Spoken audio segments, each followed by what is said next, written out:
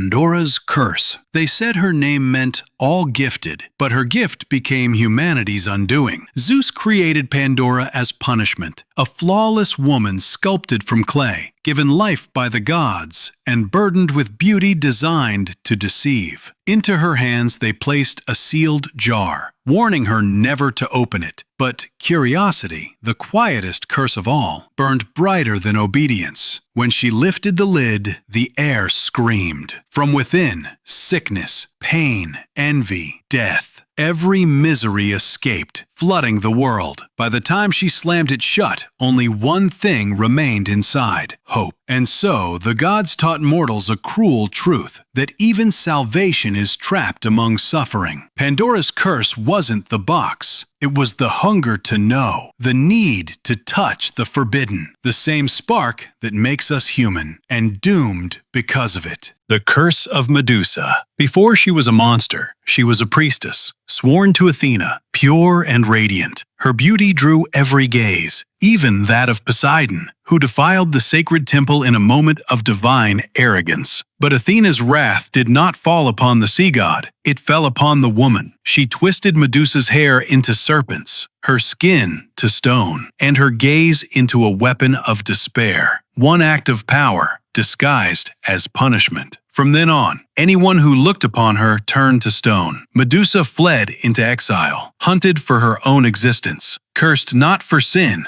but for survival. Her reflection became her prison, beauty punished for what it inspired. The gods never curse what they hate, they curse what they fear. The mortal who mirrors their power too clearly. The House of Atreus. Few curses lasted as long or tasted as bitter. It began with Tantalus, who served his own son's flesh to the gods. For this, Zeus condemned his bloodline to endless retribution. His grandson Atreus inherited not only the throne of Mycenae, but the rot of that first crime. When his brother Thyestes betrayed him, Atreus fed him his own children in a feast of vengeance. From that table, the curse grew like poison in the roots of a tree. Their descendants, Agamemnon, Electra, Orestes, carried that same madness. Every act of justice birthed another sin. Every son repaid the father's guilt. The Furies themselves watched over the house, whispering from the shadows, feeding on blood already cursed. There was no forgiveness, no peace, only inheritance. A dynasty of knives, proving that in Greece, even family could be a weapon forged by the gods. The curse of Oedipus. Long before he was born, his fate was sealed by prophecy. Oedipus would kill his father and marry his mother. His parents, desperate to defy destiny, abandoned him on a mountain. But fate does not bend, it waits. The boy was rescued, raised by strangers, and grew to manhood believing himself safe, until the day he crossed paths with a stranger on the road and killed him, never knowing it was his own father. He solved the riddle of the Sphinx, saved Thebes, and married its widowed queen, his mother Jocasta. When the truth surfaced, the gods did not strike him, he struck himself, tearing out his own eyes. The man who saw too clearly chose blindness to escape what he'd learned. Oedipus's curse was not the prophecy, it was the knowledge. For in Greek tragedy, truth itself is the cruelest punishment of all. The curse of Narcissus. They say the gods punished him for pride, but perhaps they cursed him for loneliness. Narcissus wandered the forests, adored by all and unmoved by any. When the nymph Echo confessed her love, he rejected her with laughter. So Nemesis, goddess of retribution, led him to a pool of still water. There, he saw his reflection and mistook it for a soul he'd never met. In that perfect image, he found what he thought was love. He reached, but the water broke. Again and again, he tried to touch the illusion until hunger, thirst, and obsession devoured him. From where he fell, a flower grew, delicate, pale, and forever bent toward its own image. The mirror wasn't the curse. The curse was the hunger to be loved by one's own shadow. The curse of Niobe. Niobe was a queen who believed herself greater than the gods. She had many children, and her heart swelled with arrogance. When the people of Thebes gathered to honor Leto, mother of Apollo and Artemis, Niobe mocked the goddess. "Why worship her?" she asked. "I have more children, more beauty, more glory." But pride spoken against a god is never left unanswered. Apollo and Artemis descended from the clouds, their arrows swift and merciless. One by one, Niobe's children fell where they stood, laughter replaced by silence. When her husband died of grief, Niobe's arrogance turned to madness. She fled to the mountains, her cries echoing until the gods, pitying her sorrow, turned her into stone. Yet even as stone, tears still ran down her face, a river that never stopped flowing. Proof that the curse of pride is not death, it is remembrance. The curse of the Minotaur. King Minos prayed to Poseidon for a sign of divine favor, and the sea god sent him a white bull, perfect and sacred. Minos was to sacrifice it, but greed made him keep it instead. So Poseidon punished not the king's body, but his heart. He cursed Minos' wife, Pasiphae, with a desire no mortal could bear. She fell in love with the bull. From their union was born the Minotaur, a creature neither man nor beast, doomed to hunger for flesh within the labyrinth. Daedalus, the craftsman, built that maze not to protect Crete, but to hide the sin of its ruler. Every 9 years, Athens sent 7 boys and 7 girls to feed the monster born from betrayal. The labyrinth became the echo of Minos' lie, walls of guilt without an exit. In the end, the Minotaur was not the curse. The curse was the secret, the monster a kingdom built to bury its own shame. The curse of Tantalus and Sisyphus. Tantalus once dined with the gods, but pride made him test their divinity. He killed his own son and served him as a feast. For that, Zeus condemned his bloodline to eternal hunger, standing in a pool of water beneath low branches of fruit, forever reaching, never touching. The water recedes when he bends. The fruit lifts when he grasps. Desire without end, punishment without rest. Sisyphus, the king who defied death, shared his fate. He tricked the gods, chained Thanatos, and halted mortality itself. His reward was a boulder, immense, eternal, rolling it uphill only to watch it fall again. Effort stripped of purpose, motion without meaning. Perhaps the cruelest curse isn't pain, it's the illusion of progress. Curse of Orestes. Orestes was born beneath the shadow of his father's murder. When Agamemnon returned from Troy, his wife Clytemnestra and her lover Aegisthus struck him down, fulfilling the curse of the House of Atreus. Years later, the oracle of Apollo commanded Orestes to avenge his father, even if it meant killing his own mother. He obeyed, blade in hand, sealing his fate the moment it drew blood. As soon as the act was done, the Furies rose from the earth, shrieking vengeance. They were not spirits of mercy, but of memory, divine reminders that justice, once taken by mortal hands, poisons itself. Orestes fled from city to city, haunted by voices only he could hear. His crime was not murder, but obedience. In the end, no god saved him, only exhaustion. Orestes proved that in Greece, redemption was never granted, only survived. The curse of Cassandra. Cassandra, princess of Troy, was loved by Apollo, who granted her the gift of prophecy. But when she refused his embrace, he twisted the gift into torment.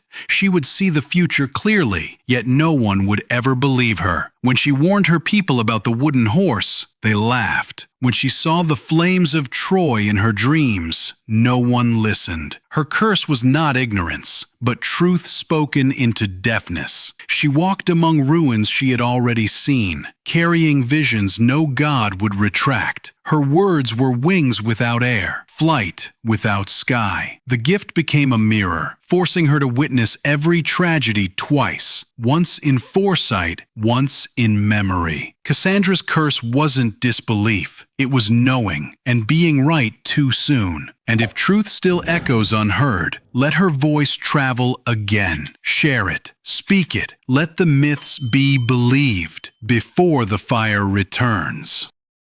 See in the next video. Insomnia. Some prisons have no walls, only hours that refuse to end. In insomnia, the mind forgets how to surrender. The body begs for rest, but thought refuses to dim. Every shadow on the ceiling becomes a clock hand moving slower than time itself.